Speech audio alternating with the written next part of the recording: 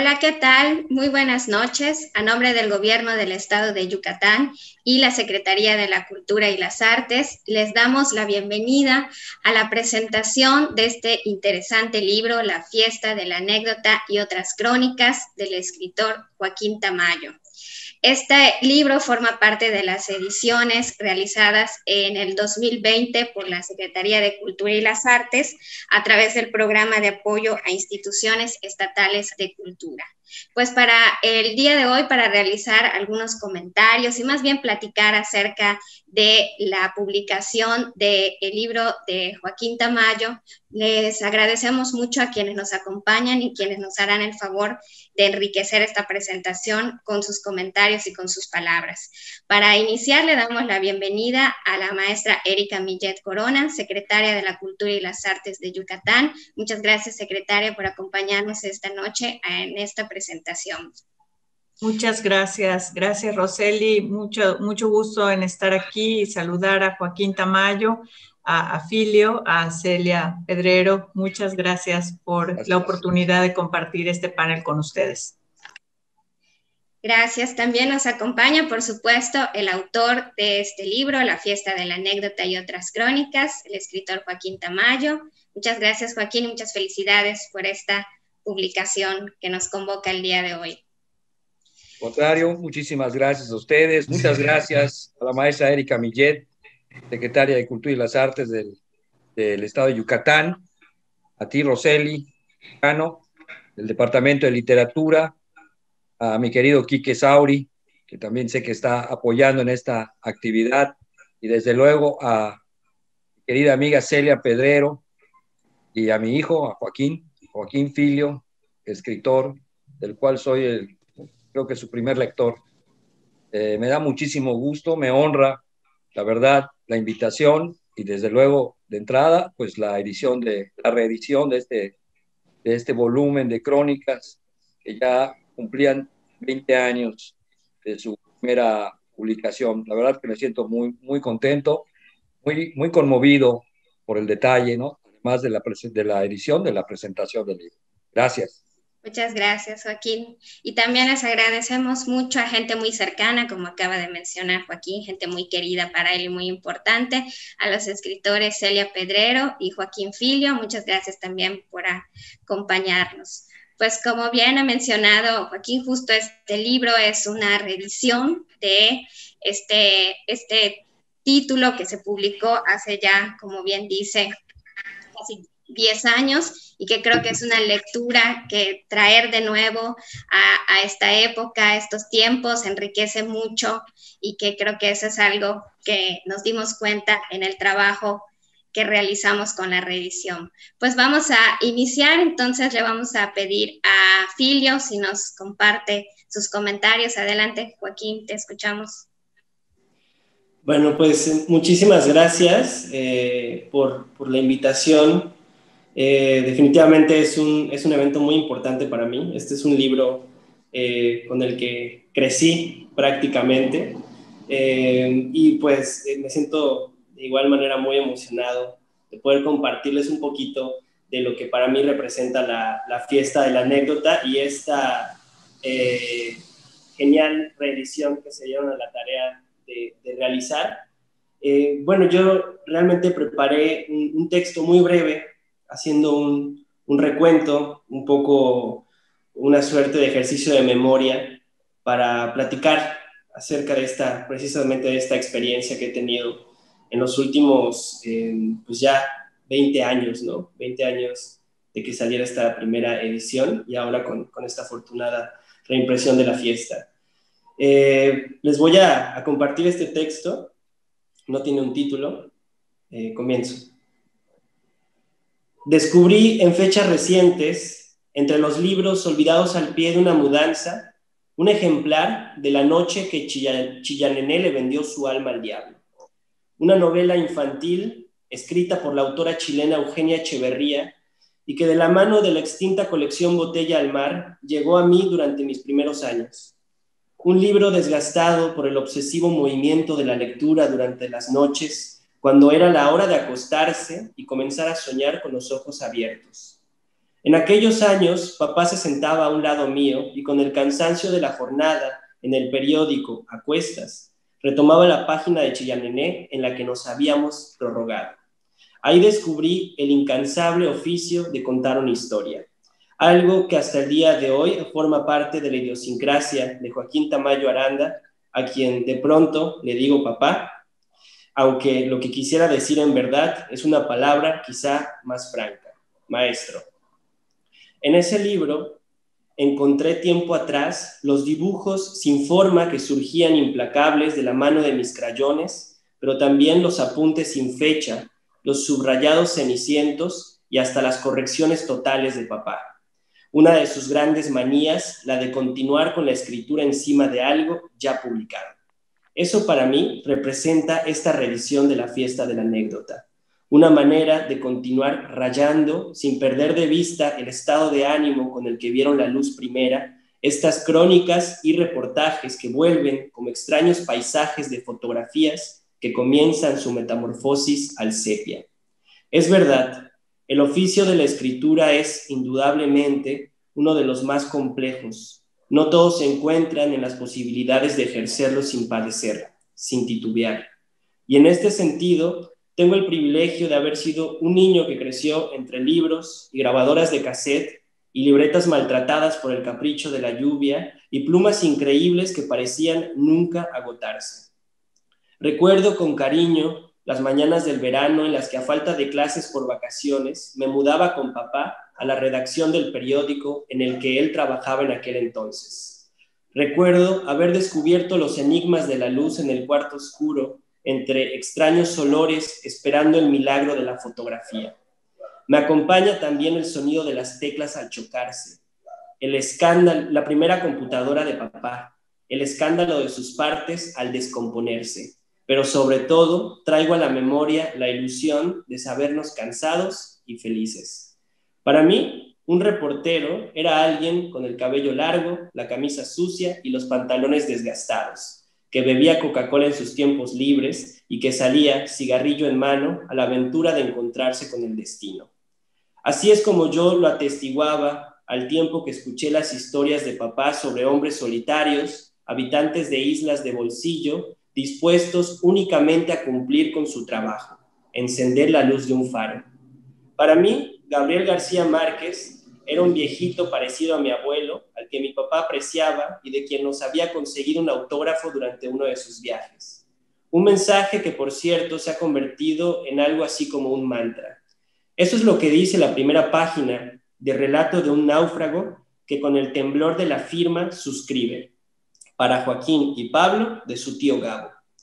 Nunca olvidaré el día en que vi su nombre, mi nombre, en la portada de aquella primera edición de La Fiesta. Lo tuve conmigo del tingo al tango. Me acompañaba a las fiestas familiares y al colegio, y decorosamente, sin haberlo leído, era impensable leer algo sin ilustraciones a los 10 años, lo presumí como una victoria espectacular, como una insignia. No fue sino hasta los primeros días en la Facultad de Antropología donde descubrí que ese mismo libro formaba parte de algunos cursos de la carrera en letras. Ahí reconocí la metáfora oculta de crónicas como La visita de la reina Sofía a Yucatán o La maquinita del ritmo en jaulas de cristal para un pájaro navarro.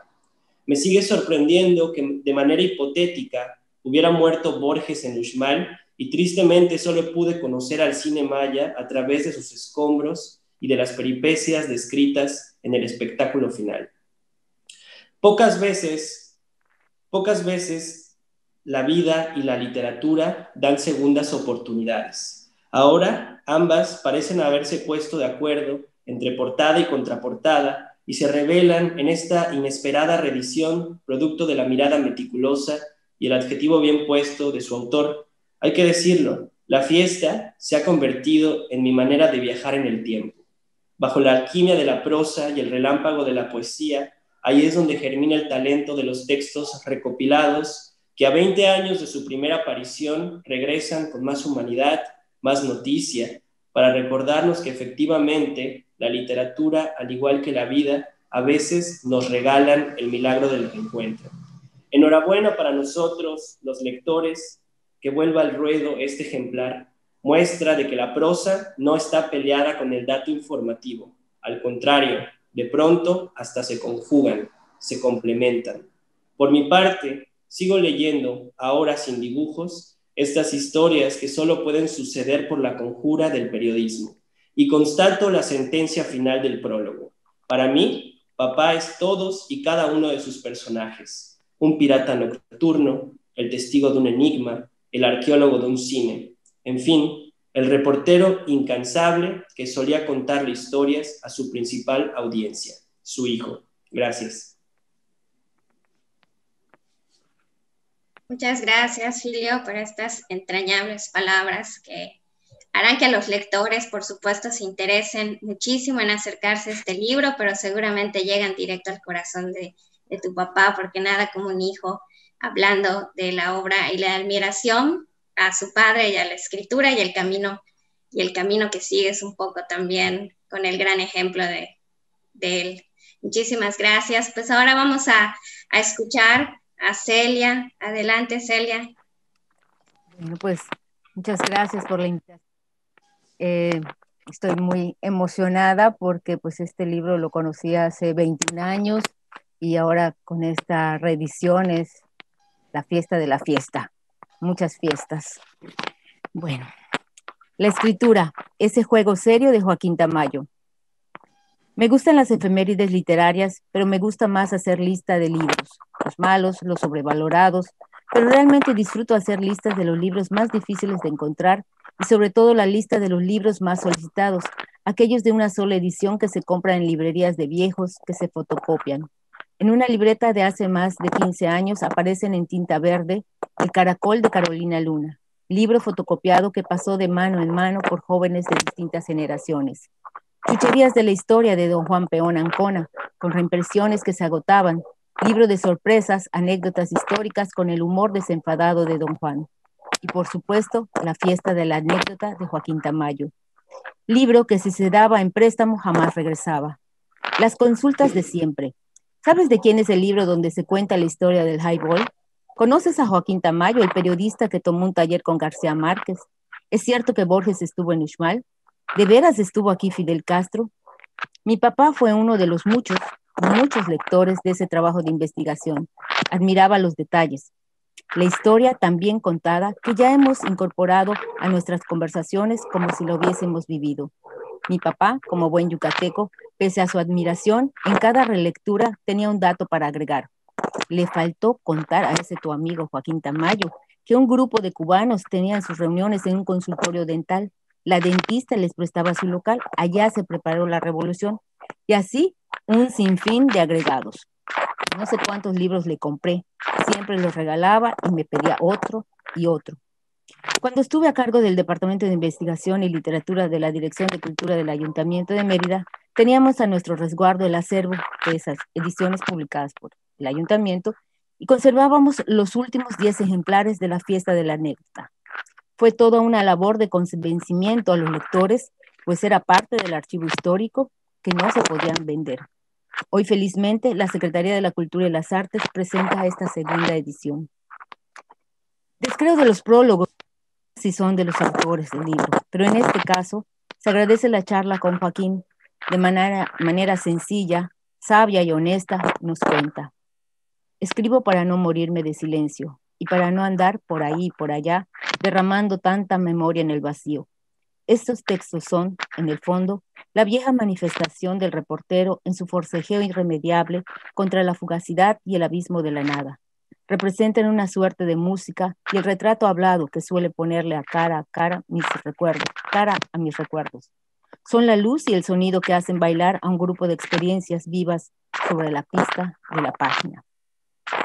En el cuerpo, 11 historias que van desde la crónica que da título al libro, esa experiencia inolvidable del taller con García Márquez, en coautoría con Eduardo Vargas, La vida secreta de Fidel Castro en Yucatán, la noche que Borges estuvo en Yucatán, y para mí, el gran reportaje de Yucatán de investigación sobre la desaparición de la embarcación Highball. Comentar cada uno de los 11 requiere más tiempo, pero quiero compartir con ustedes un fragmento de Señora Bien a 40 grados de calor.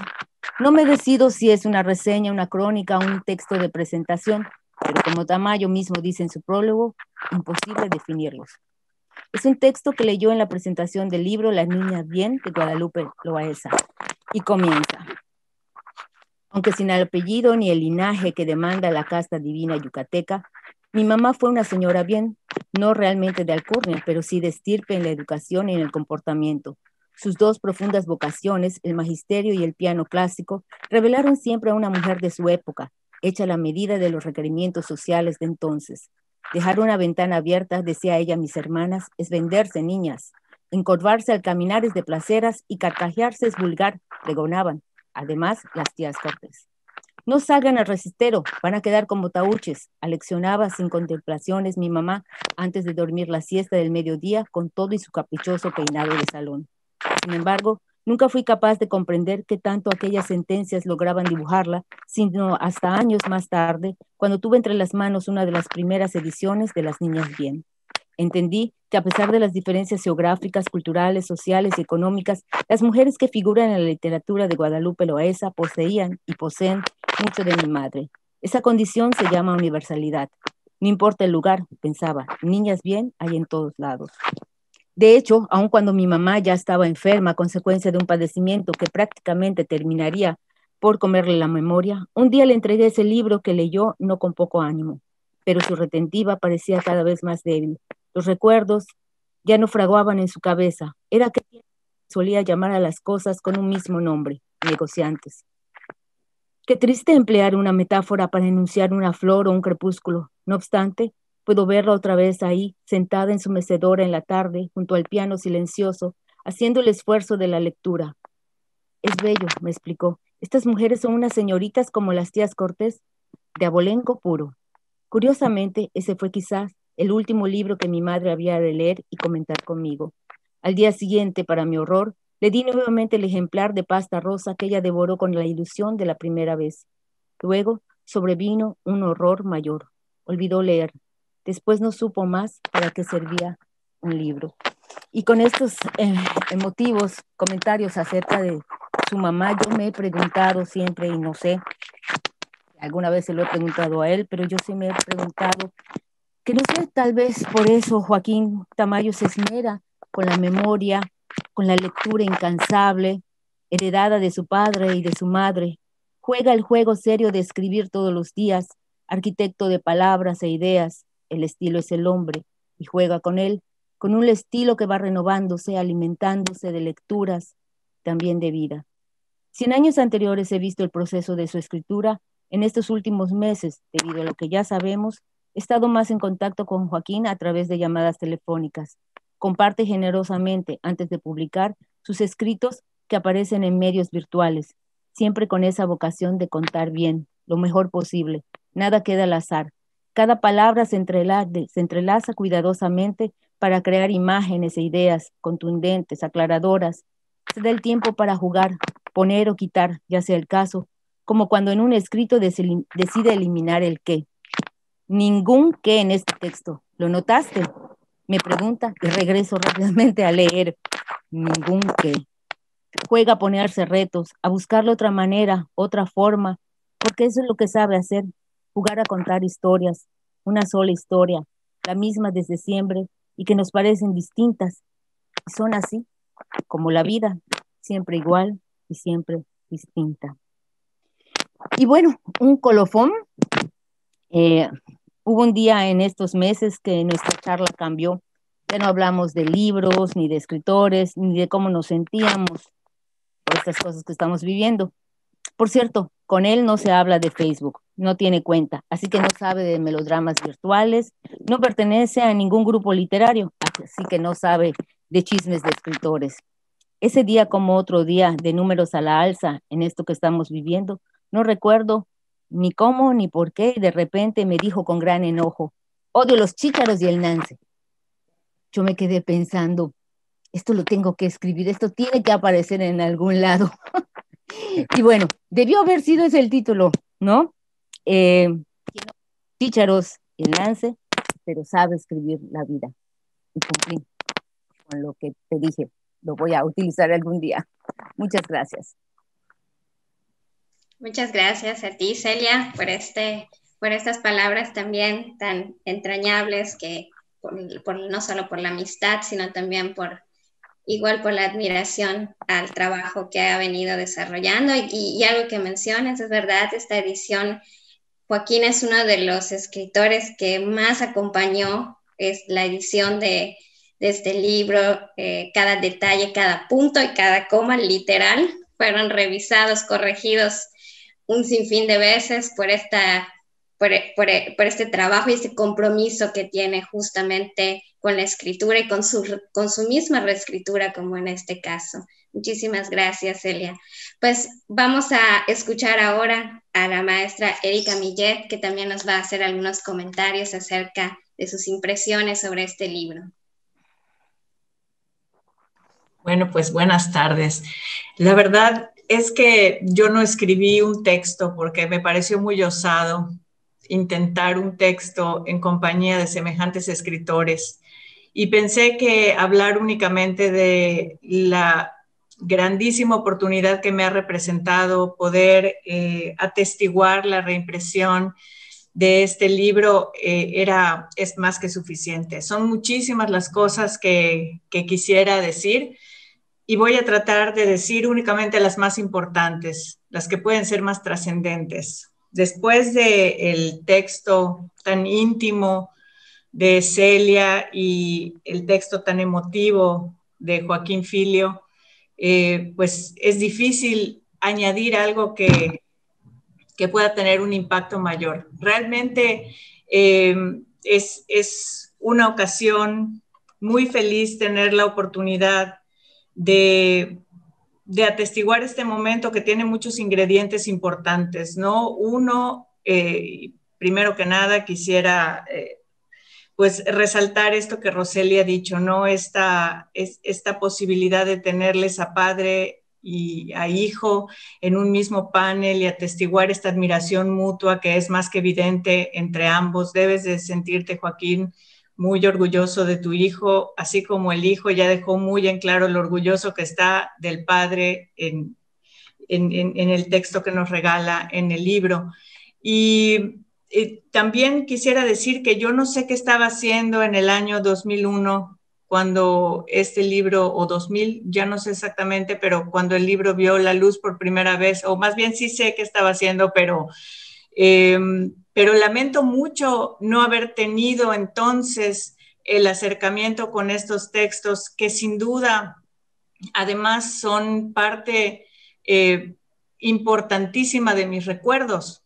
Hoy que tengo ocasión y que tuve la oportunidad de leer y de saborear cada uno de estos textos que me permitieron un viaje al pasado, un viaje a los días de mi adolescencia, de mi juventud, incluso de mi niñez, fue realmente maravilloso recordar esos momentos, redibujarlos a través de las palabras con las que los narras tan maravillosamente, pero también recordarte a ti en esos años, que coincido también con Joaquín Filio en el tema de que para él los reporteros eran de pelo largo y fumaban. Para mí también eran esas figuras bohemias que me enseñaban a escribir y con las que tuve oportunidad de convivir y a quienes tuve oportunidad de conocer, en tu caso, a través de otros amigos muy entrañables. Entonces,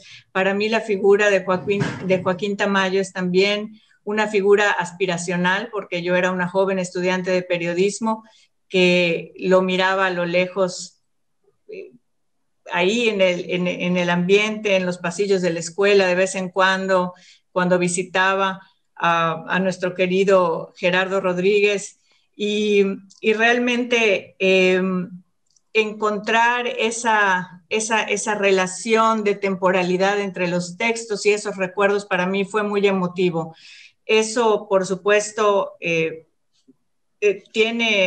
no tiene y sí tiene que ver con la calidad de estos textos que son magníficos, y para nosotros que tenemos oportunidad de recordar esos momentos son significativos, pero para las nuevas generaciones que puedan conocer esos pasajes de la historia de la ciudad y de la historia de Yucatán y conocer estos personajes a través de estas letras también son una cosa maravillosa.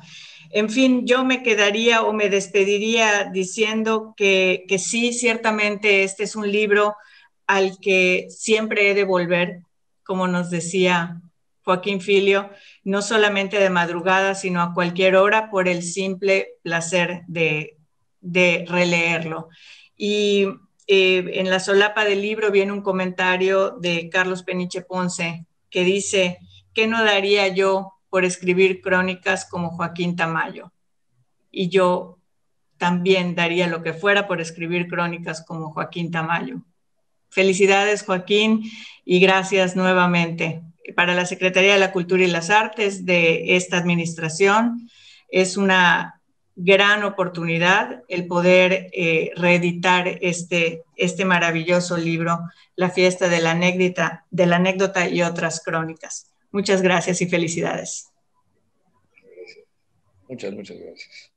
Muchas gracias, secretaria. Y pues coincidimos en que todos quisiéramos escribir un poquito, aunque sea como Joaquín Tamayo. Y pues antes de cederle la palabra, yo quisiera comentarte, Joaquín, que fue un gusto acompañarte. Fue uno de los libros que más disfruté.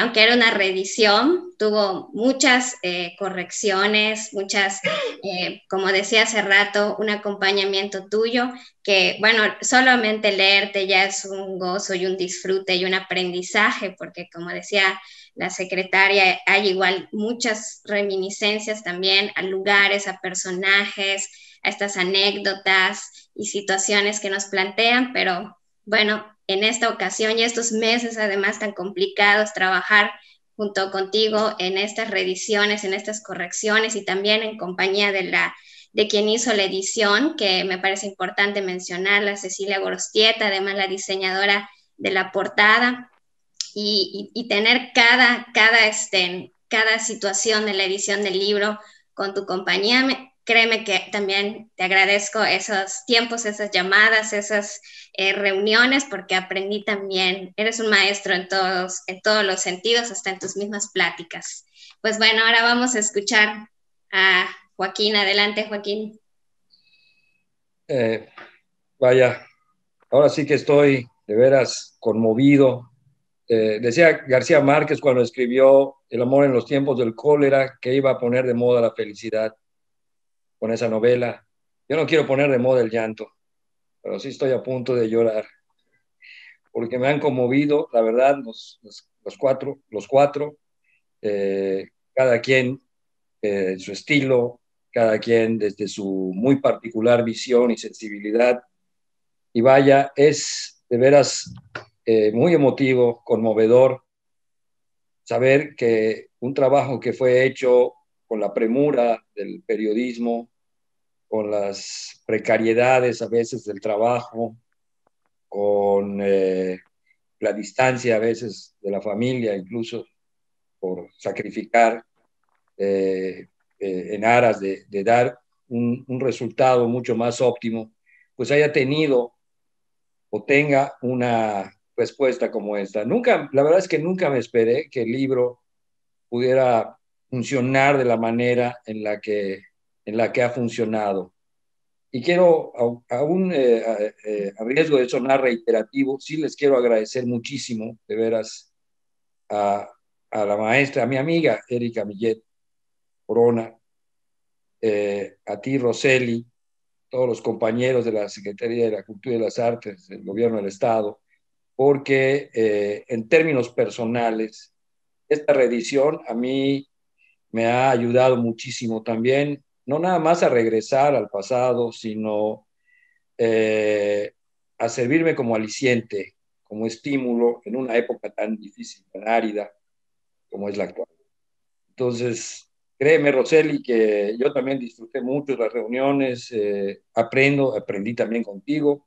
La visión joven es una visión siempre para mí muy, muy atractiva, muy interesante en términos también de postura, ¿no? Porque es otra la visión con la que se abordan en este caso, la edición de libros, los productos por desarrollar. Y de veras les quiero agradecer muchísimo, Erika, por este esfuerzo, porque yo sé que condiciones ahorita no son las óptimas y sin embargo se hizo. De entrada, por ahí tienen mi más profundo agradecimiento, muy sincero, totalmente honesto siempre. Y en segunda instancia, pero no en cuanto a menor importancia, pues les quiero agradecer los comentarios que han expresado en torno al efecto del libro. Para mí el gran premio, el gran elogio es saber que tiene una redundancia, que tiene lectores, que sigue vigente. Hoy en la mañana platicaba con Joaquín precisamente sobre cuáles eran mis propósitos. Mis propósitos, siempre que escribo, son dos muy claros. Uno, no hacer diferencia entre periodismo y literatura. Para mí, como dice el libro del Apocalipsis, hay que ser fiel en lo grande como en lo pequeño. Para mí una nota periodística debe ser o debe estar también escrita como el mejor de los poemas. Por un lado, eso. Y por otro lado, buscar que el texto periodístico tenga la trascendencia, pueda vivir más allá de su coyuntura periodística, del momento en el que fue creado. Esa era la intención de los textos que están en la fiesta de la anécdota y de otros que he escrito. Yo encontré en la crónica o en este híbrido narrativo que mezcla, que fusiona periodismo y literatura, el género que a mí me acomoda, donde me siento más a gusto, donde siento que soy más yo, donde siento que puedo contar verdaderas historias, porque no se trata nada más de que yo hable de mí, sino que hable de lo que nos rodea, del impacto que esto tiene. Son historias que yo viví directamente porque empaticé con los personajes, con estos protagonistas y testigos de excepción que las protagonizaron también de alguna manera. Entonces, estoy muy ligado a todos esos relatos y viéndolo con el tiempo, creo yo que vino esta edición a consolidar los criterios que yo me había planteado desde esa época. Creo que no he cambiado mucho en ese sentido. Sigo queriendo lo mismo, sigo apasionado por lo mismo. Sigo, eso sí, trato de escribir un poco mejor que antes, sin tantos hierros. Hay, como sabe Rosselli, algunas modificaciones, aunque mínimas modificaciones finalmente, pero los quise conservar así porque también es una forma de respetar al hombre que fui cuando los escribió. No me avergüenza, al contrario, me da mucho orgullo. Puede ser que allá todavía se cuelen algunos hierros en cuanto a fechas, datos de ese tipo, pero no lo creo, porque lo revisé más a fondo. Pero siento que al menos se mantienen como fueron escritos. Para mí era muy importante conservarlos, preservarlos de esta manera, porque siento que esa fue el espíritu con el que nacieron y son parte de mí. O sea, hay de todo ahí, si se dan cuenta. Como bien decía Celia, el texto de las niñas bien fue en realidad un pretexto para hacerle un homenaje a mi mamá. Pues muy joven perdió la memoria. Y yo he estado siempre preocupado por no perderla, ¿no? Desde que el doctor me dijo que había una altísima probabilidad de heredar ese mal, pues yo me he aplicado en ser un memorioso, no al estilo de Borges, ojalá, pero sí un memorioso con todo, ¿no? Obsesivo. Entonces tiene un vínculo, ese texto, muy, muy importante para mí. En realidad, sí, se escribió sobre la reseña de las niñas bien, pero quería también yo hablar ahí sí abiertamente de mi mamá, por lo que me evocaba ese libro que yo leí a fines de los años 80. Con el taller de García Márquez, bueno, una experiencia personal, está contado así en primera persona. Como dice Joaquín, me conmovió mucho que el maestro firmara ese libro como si fuera un familiar realmente, ¿no? Como si fuera un amigo, bueno, un tío, como dice ahí. Pero independientemente de eso, también me estimuló muchísimo estar junto a él y escucharlo, ¿no? Y ver que no había gran diferencia entre los libros y lo que decía ese hombre entonces de 70 años. Y los otros reportajes y las otras crónicas, pues igual tienen ahí un vínculo muy personal. Creo que reúnen momentos de exaltación, tanto para bien como para mal. La destrucción de un cine fue la destrucción también de cierta clase social en la colonia alemán, de donde siempre he vivido, donde estoy en este momento. Era una referencia sentimental, era una referencia afectiva, independientemente de las películas que casi ni se veía porque la pantalla estaba muy gastada, pero íbamos al cine gustosos, ¿no? Porque ese era el centro de reunión social, familiar. Eh, Conviví con un hombre que paradójicamente se marchó a una isla para mantener a su familia y cuando regresó ya no tenía familia, ya había escapado la familia. Es una desgracia, por eso hablo de la exaltación para bien y para mal. En esas crónicas está todo eso. La historia de Fidel Castro acá, bueno, muchos me la han rebatido después. Yo no sé si yo no vivía en los años 50, pero yo creo que si la cuenta una mujer con la convicción de la maestra Lía Cámara, pues yo le creo. Y además no solamente le entrevistamos a ella, también entrevistamos a otras personalidades de la época, incluso a don Ramón Mazó, a don Carlos Agar, al propio Víctor Cervera Pacheco, que entonces era gobernador. O sea, un staff de entrevistados, de testigos, que de alguna manera, si no confirmaban, al menos nos daban algún oriente, alguna orientación, algún norte con respecto a la figura emblemática de Fidel Castro y sobre todo a su presencia y participación aquí en Yucatán.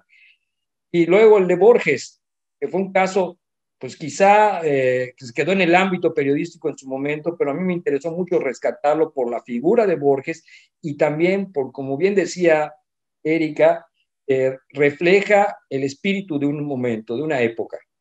Ese es uno de los textos que tiene quizá mayores alcances en lo social, ¿no? Habla de cómo era la ciudad de Mérida entonces, quién era el alcalde, cómo se manejaban las relaciones públicas, cómo orientaron a Borges. Para mí Borges es el gran escritor, ¿no? De Latinoamérica y creo que fue muy honroso que estuviera en Uxmal y que estuviera aquí en Mérida. Entonces, son episodios que para mí construyen la biografía de un Yucatán, si se dan cuenta, de mediados del siglo a fin de siglo. Son 50 años los que abarca ese libro. No hay más. La última historia es también cronológicamente la última historia de ese siglo, cuando viene la reina Isabel, 91, ¿no? Porque aunque el texto de Fidel Castro, el de Borges, incluso el del Highball, fueron escritos después, pero ocurrieron en los 80s, y bueno, incluso antes, en los 50s y 70s, ¿no?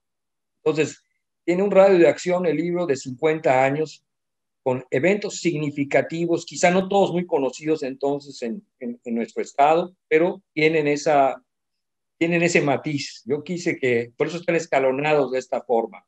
Hay una entrevista de la que casi nunca nadie habla, y nuestro querido amigo Carlos Peniche Ponce me decía desde esa vez, hace 20 años que yo la sacara, que es la entrevista de Gilberto Flores Alavés, quien asesinó a sus abuelos.